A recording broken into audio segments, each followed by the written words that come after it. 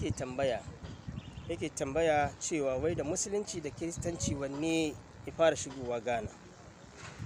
Ya tambaye shi me yasa, ce saboda ya ga a Ghana an ce wai mu musulmai wai mu 20% ne ko 25%. To a kashin gaskiya musulunci shi ya fara shigowa Ghana. Domin musulunci ya shigo Ghana ho tun shekaru 1421, that is 1421 musulunci ya shigo Ghana. A lokacin Ghana ba a kiranta Ghana. Musulunci ya shigo Ghana wato da shekaru 50 years sa'annan kiristanci ya shigo.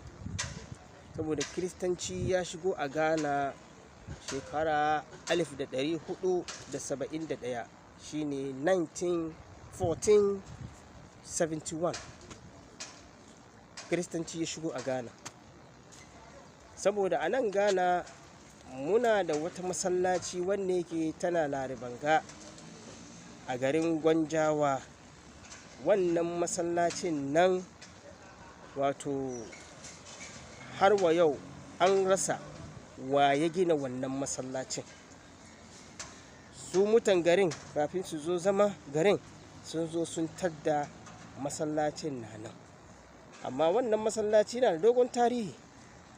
Za mu zo mu ba da tarihin wannan masallaci daga baya. Amma musulunci ya riga kiristanci a Ghana.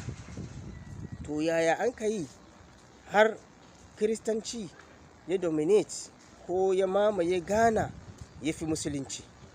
Wannan kuma wata zance ne na daga baya mun zo da shi. Shi yasa ku bibiye mu akan wannan dandali, in Allah ya yarda za mu zo muku da waɗannan labarai dalla-dalla. Salamu alaikum wa rahmatullahi wa barakatuh.